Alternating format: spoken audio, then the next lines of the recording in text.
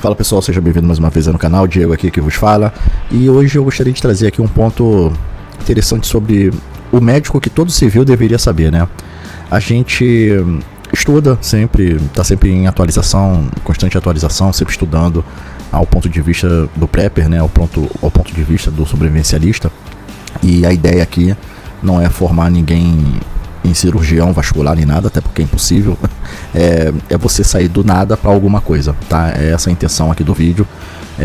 E a gente vai falar aqui de uma forma bem dinâmica aqui, alguns pontos interessantes, o que você deve e o que você não deve fazer, né? A gente sabe que numa situação de colisão, uma situação de sinistro, você chega no local, a primeira coisa que você tem que fazer é se atentar aos sinais da vítima. Saber se a vítima está inconsciente, se ela está acordada. Provavelmente, se acordada, vai estar no estado de choque, não falando nada com nada. Então você tem que analisar os pontos, os sinais ali. Se ela está falando coisas coerentes, se não está falando coisas coerentes, se as coisas que ela não faz sentido que ela esteja falando, se é questões de choque, se ela está em estado de choque ou se ela está realmente não falando nada devido a uma lesão na cabeça, né? Alguma coisa assim desse tipo.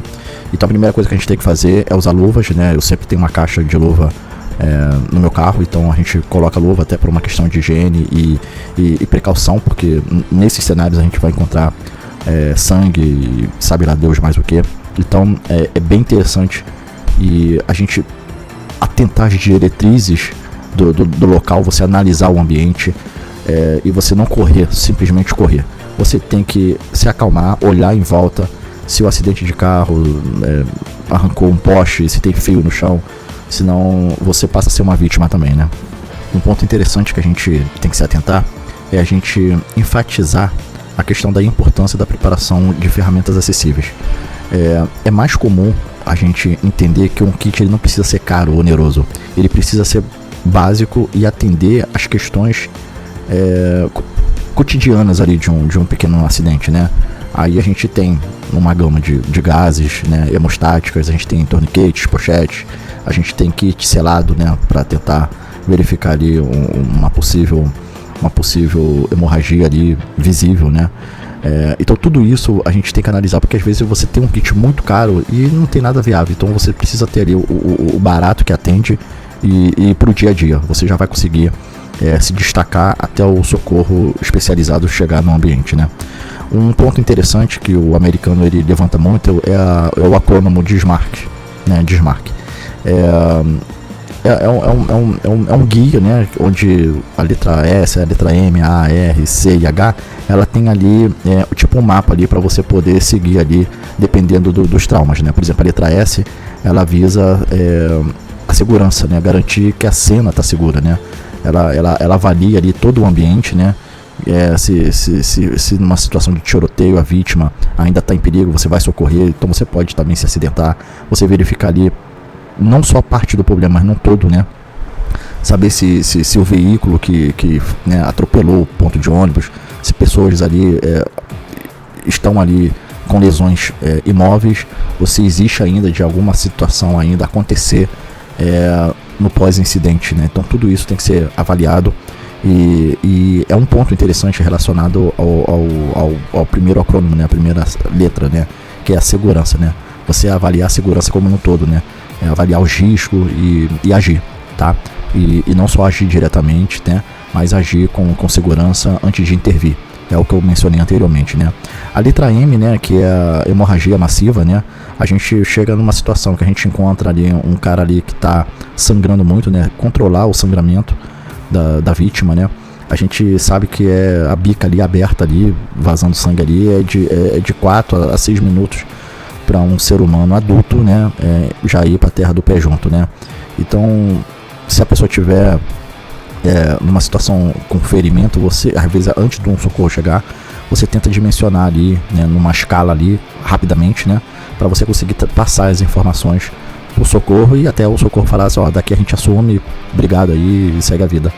Então, tudo isso é levantado, né, na segunda letra, né, que é a hemorragia massiva, né, a letra M, que é controlar os sangramentos graves, né, que tem toda aquela técnica ali, né, aprovado pela TSCC, né, que é um órgão, e a gente verificar ali os pontos altos, né, e você tem que amarrar de forma firme até controlar ali o sangramento e a pessoa parar ali de perder sangue, porque vai entrar num estado de choque ali e dali já vai ser bigodada, né? Então a gente tem também a letra A, né, que é assegurar que o paciente respire. Então você olhar se as vias aéreas da vítima estão desobstruídas, entender, né? Geralmente a primeira coisa que a gente checa isso em crianças, né, que estão engasgadas, já verifica se está passando alguma coisa, se não está respirando nada, já faz o movimento pressionando ali a barriga, né, da criança, ou se for bebê, deitando ela no seu antebraço ali, né, direito ou esquerdo, e dando tapas nas costas de forma firme e inclinada a criança. Então tudo isso aí a gente tem que analisar né, no item A, né, que é assegurar que o paciente esteja respirando, né. Então é um ponto interessante, né. A gente entende que é uma situação que você tem que avaliar de forma rápida, também que perde consciência muito rápida, né. Então são questões assim delicadas ali que você tem que ter sangue frio para poder agir, né. Outra letra também que o pessoal informa, né, a letra A, né, assegurar que o paciente esteja respirando. A letra R é verificar o suporte à respiração, né, o suporte à respiração, né, num adulto inconsciente, né, você tem que verificar a respiração ali, observando ali o peito, né, se está tendo movimentação, né, de subir e descer, o pulso, né, na carótida, né, na altura ali do pescoço. Existe também vídeos que ensinam você a se atentar a esses pontos, né. Então você tem que analisar toda a parte ali, de 100 a 120 por minuto, numa profundidade de 5 centímetros ali, se for um RCP ali no adulto, né. Aí, claro, né, numa situação mais grave, a gente tem um desfibrilador, opa, por pouco não sai, que aí é uma coisa que já está ali dentro da ambulância, já com a equipe especializada e tudo, que vai analisar isso, vai tentar trazer a pessoa ali no seu pulso normal. Então tudo isso é olhado ali no ponto de vista de adulto, né, usando as técnicas de RCP. E também tem um RCP para bebês, né, inconsciente, né, que é menores de 1 ano, né. Tem que verificar também o pulso, verificar ali a respiraçãozinha ali do neném. E você tem que verificar também ali de 1/3, né, da profundidade do peito, no caso de criança menor de 1 ano, entendeu? Você também tem que verificar esse 1/3 ali da profundidade do peito no movimento, para também você não causar nenhum trauma ali na caixa torácica da criança ali, né? E chamar ajuda é crucial, né? Você levantar, gritar, sinalizar, mobilizar, né? Até o socorro profissional chegar, né? Então são segundos preciosos aí que fazem toda a diferença, né? A gente tem a sigla do acrônimo também, C, né? Que monitora sinais vitais e circulação, como mencionei anteriormente. Temos o H, né? Que é o último, daí lesões na cabeça, né? Hipotermia, né? Então ele ajuda a prevenir hipotermia e tratar lesões cranianas. Já é uma coisa mais avançada, mas também é algo que você tem que identificar ali no primeiro atendimento, tá? É um método que ajuda a reduzir ali o estresse ali, priorizar ações em questões emergenciais, faz toda a diferença também, tá? Então esse é o acrônimo do SMARC que eu gostaria de trazer aqui para vocês. É um ponto de vista que vocês, se aprofundando, fazendo cursos específicos, tem como vocês se especializar, né? Em obstruções de vias aéreas, né? Existem técnicas avançadas ali que eles chamam de AHA, né? O Red Cross, né? Que é focado ali em trauma, né? E verificar ali toda a questão ali do primeiro atendimento, né? Tanto nos hospitais ou pelos bombeiros, né? Faz toda a diferença. É uma ação imediata, né? Chamado de IAPs, né? A gente sabe disso.